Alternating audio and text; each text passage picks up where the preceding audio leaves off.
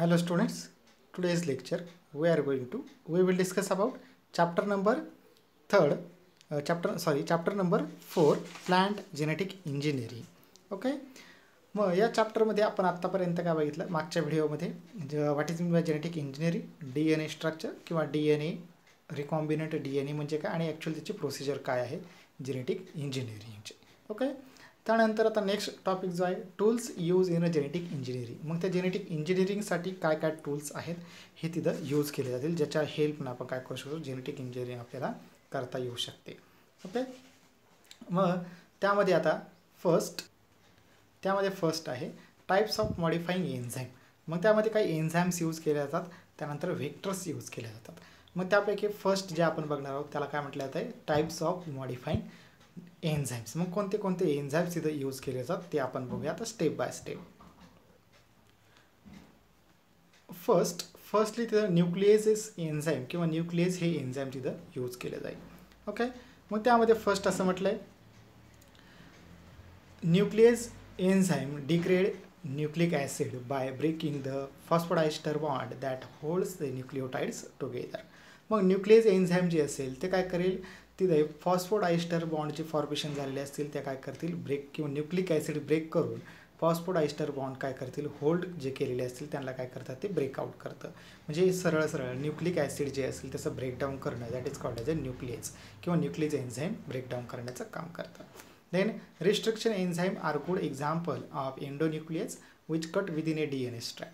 मग रिस्ट्रिक्शन किंवा एंडोन्यूक्लियस किंवा एक्स्ट्रोन्यूक्लियस आपण त्याला म्हणतो ते न्यूक्लियस एन्झाईम जे असतील ते काय करतील DNA स्ट्रँड जे असेल ती कट करण्यासाठी युजफुल आहेत किंवा त्यांचा वर्क आहे. Then a second group of nucleases which degrade DNA from the termini of molecule are known as a exonucleases. मग ज्यावेळेस DNA स्ट्रँड ही टर्मिनल एंडला ज्यावेळेस कट होईल तिथं एक्झोन्यूक्लियस हा काय करतोय त्याचं वर्क दाखवतोय. आणि ज्यावेळेस DNA स्ट्रँड ही जर कुठे पण आपण कट करू शकतो किंवा कोणत्या पण साईडला ती जर कट होत असेल दॅट इज कॉल्ड ॲज किंवा इनर साईडला जर कट होत असेल तर एंडोन्यूक्लियस असं म्हटलेलं आहे. आणि एक्झोन्यूक्लियस म्हणजेच काय त्याच्या टेपरिंग एंड किंवा त्याचा टर्मिनल एंडला कट करणं that is called as exonuclease त्याचा फंक्शन प्ले करतं. Okay, next enzyme ligases. मग लायगेजेसचं फंक्शन काय आहे fast and efficient ligation of DNA and RNA. तिचं लायगेशन मग काय करायचं DNA आणि RNA मध्ये काय करणार ते ट्रान्स ॲनिमेशन. मग त्यामध्ये सांगितलं स्टिकी एंड्स किंवा प्लाझ्मिड DNA यांचं काय करायचं आहे त्या फ्रॅगमेंट्स म्हणजे लायगेज एन्झाईम काय करतो ते फ्रॅगमेंट्स त्यांचं फॉर्मेशन करतो म्हणजे कटिंग करण्याचं काम करतं. Then DNA ligase is an important cellular enzyme. ते काय आहे सेल्युलर एन्झाईम आहे. It is a function to repair broken phosphodiester bonds that may occur random or as consequence DNA replication or recombination. म्हणजे ते काय करेल सेल्युलर एन्झाईम आहे ते काय करतं जे ब्रेक झालेले फॉस्फोडायस्टर बॉन्ड असतील आता फर्स्ट एन्झाईम जो होतं न्यूक्लियस ते काय करतं आहे ब्रेकडाऊन करतं. तर लायगेज एन्झाईम काय करतं जे ब्रेकआउट झालेले किंवा ब्रेकअप झालेले जे फॉस्फोडायस्टर बॉन्ड्स असतील त्यांना काय करतं कंजाईंट किंवा रिकॉम्बिनंट किंवा कंजाईंट करण्याचं काम करतं जोडून घेण्याचं काम करतं that is called as a DNA ligase. Then it can therefore be through thought of molecular glue which is use stick piece of DNA. मग त्याचे जे स्टिक पीस असेल किंवा स्टिकी एन्झाईम जे असेल ते काय करणार त्याला स्टिक करण्याचं काम करेल म्हणजेच काय जॉईन करण्याचं काम करेल that is a DNA ligase. Then next enzyme DNA polymerase. मग DNA पॉलिमरेजचं वर्कआउट काय आहे mesophilic and thermophilic DNA polymerases for different polymerization reactions DNA end blunting and amplification labeling and others. म्हणजे काय करणार त्याला जोडून घेण्यासाठी ते यूज केलं जाईल. Then DNA polymerase large fragment जे असतील त्याला कंजाईन करण्याचं काम DNA पॉलिमरेज करेल. म्हणजे DNA polymerase first T4 DNA polymerase T7 DNA polymerase terminal transferase TDET हे तेवढे त्याचे टाईप्स असतील. मग ज्या साईटला जे एन्झाईम ॲक्शन करेल त्याला त्या साईटवरून त्याचं काय केलं आहे नेमिंग केलेलं असेल. Then polymerase enzyme synthesise copies of nucleic acid molecules and are use many genetic engineering procedure. म्हणजे काय करतं सिंथेसिस करण्याचं काम करतं न्यूक्लिक ॲसिडला. Then when describing a polymerase enzyme, the term DNA dependent or RNA dependent may be used to indicate the type of nucleic acid template that the enzyme uses दस. मग ते एन्झाईम तिथं use केले जातात indication करण्यासाठी. Then DNA dependent DNA polymerase copies DNA into DNA. मग DNA मध्ये जर यूज केलं तर त्याला DNA कॉपी तो करण्याचं काम करतं. देन RNA मध्ये जर केलं तर RNA dependent DNA polymerase copies RNA into DNA. Then DNA dependent RNA polymerase transcript DNA to RNA. Then DNA ligase. DNA ligase, enzyme which acts like a glue sticking foreign DNA to DNA the coming cloning vector.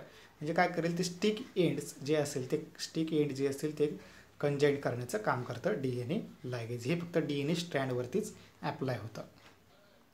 Then tools use genetic engineering. मग अजून एक tools किंवा अजून एक जो nucleus जे असेल ते कोणतं यूज केलं जातं किंवा न्यूक्लियस एन्झाईम काय आहे ते. Then restriction endonuclease. These are enzymes which cleave DNA from particular sequence. मग या रिस्ट्रिक्शन एन्झाईमच्या हेल्पनं काय केलं जातं DNA स्ट्रँड जे असेल ती पर्टिक्युलर सिक्वेन्सला काय केले जाते कट आउट केले जाते. The sequence from where it cleaves the DNA is called as recognition sequence. Recognition site can be 4 to 8 PV long. Okay. It breaks the nucleotide bond base pair. मग base pair nucleotide जो bond असेल किंवा न्यूक्लियोटाइडची base pair असेल त्या base पेअरपासून त्याला काय केलं जातं कट केलं जातं. म्हणजे स्पेसिफिक तो एरिया असेल त्याची स्पेसिफिक सिस्टीम असेल त्याच सिस्टीमने काय करतं कट करतं. That is called as a restriction endonuclease. Then types of restriction endonuclease. त्याचे टाइप्स आहेत. Type first made up of 3 non identical subunits require ATP Mg2+ for activation. They cleave the DNA 1000 BP away from the recognition. म्हणजे ATP आणि Mg2+ ही जी active site असेल त्याच साईटवरती काय करेल हे अटॅक करेल. Then type second require only Mg2+. म्हणजे जिथं Mg2+ साईट असेल त्याच साईटवरती काय करेल हे क्लीव करेल. Type second nuclease enzyme. Then type third cleaves 26 base pair. BP means base pair away from recognition site. मग थर्ड जे असेल ते काय करेल 26 नंबरिंगलाच काय करेल ते क्लीव करण्याचं काम करेल. Then restriction enzyme. मग ॲक्च्युअल त्याचं वर्क काय आहे. Types and activities restriction enzyme. मग टाईप फर्स्ट त्याच्यामध्ये सांगितलेलं आहे. मग इथं number of type 1 to 6 type दिलेले आहेत. ओके. मग त्यामध्ये फर्स्ट असं म्हटलेलं आहे cleave DNA random site for the recognition sequence. म्हणजे रिकग्निशन सिक्वेन्स किंवा रँडमली सिक्वेन्स असेल तर तिथं त्याचा कट आउट केला जातं. त्यानंतर type second cleaves DNA defined position close to within the its recognition sequence. मग त्याची डिफाईन किंवा डेफिनेट पोझिशन जे असेल त्याच पोझिशनला काय केलं जाईल कट आउट केलं जाईल. Then type second G cleaves outside its recognition sequence the both RAs and MTAs enzymatic activities the same proteins. म्हणजे सेम प्रोटीन ज्या ठिकाणी असेल त्याच साईटला काय करेल टाईप सेकंड जी ही तिथं अटॅक करेल. Then type second P cleave symmetric targets and cleavage sites. मग काय केलं सिमेट्रिक साईट जी असेल त्या साईटवरती टाईप सेकंड पी तिथं यूज केलं जाईल. Then type second S recognize asymmetric sequence. म्हणजे जर असिमेट्रिक असेल किंवा असिमेट्रिक जर कट करायचं असेल तर टाईप सेकंड एस हे जो रिस्ट्रिक्शन एन्झाईम तिथं यूज केलं जाईल. Then type third cleaves outside is recognition sequence and require two sequences in opposite orientation with in the same DNA. मग सेम DNA जिथे असतील किंवा सेम DNAचं आपल्या काय करायचं कॉम्बिनेशन करायचं तर 2 DNAचं आपल्या काय करावं लागेल कट आउट करून तिथं सेम DNAचं तिथं लॅगेज एन्झाईमच्या हेल्पनं आपण ते जॉईन करू शकतो. पण रिस्ट्रिक्शन एन्झाईमच्या हेल्पनं आपल्याला दोन्ही पण DNA मटेरियल काय एकाच किंवा सेम सिक्वेन्सला कट करावे लागतील. Then type 6 cleave modify example methylated DNA. मग मिथायलेटेड DNA असेल किंवा मिथायलेटेड तिथं यूज करून आपण ते काय करू शकतो कट आउट करू शकतो. Type 6 enzyme type 4 enzyme. Type 4 enzyme आहे क्लीव ते काय करेल क्लीव मॉडिफाय एक्झाईम मिथायलेटेड DNA. देन मग ॲक्च्युअल प्रोसेस काय आहे एक रिस्ट्रिक्शन एन्झाईमची. मग DNA स्ट्रँड फर्स्ट आणि DNA स्ट्रँड सेकंड. मग जिथं ॲडेनोसिन आणि सायटोसिन याच्यामध्ये काय केलं एन्झाईम तिथं यूज केले कट आउट करण्यासाठी. त्यानंतर DNA सेकंडमध्ये सुद्धा काय ॲडेनोसिन आणि सायटोसिन त्याच जॉईनिंगमध्ये किंवा दोन्हीच्या इंटरकनेक्शनमध्ये काय केलं ते DNA स्ट्रँड कट केलेले आहे. देन खालच्या साईडने सुद्धा किंवा लोअर साईडला सुद्धा सायटोसिन आणि थायमिन दोन्ही DNA स्ट्रँड जे आहेत ते तिथं कट केलेले आहेत. देन मग स्टिकी एंड मग काय केलं तिथं लायगेज एन्झाईम जे ते असेल ते यूज केले. म्हणजेच काय DNA fragment join at there sticky ends म्हणजेच काय जे स्टिकी एंड्स आहेत त्या एंड्सच्या हेल्पनं काय केलं कट आउट करून तिथं ते जॉईन केलेले आहेत. ओके. नेक्स्ट रिकॉम्बिनंट DNA मग त्या DNAचं काय केलं रिकॉम्बिनंट केलेलं आहे.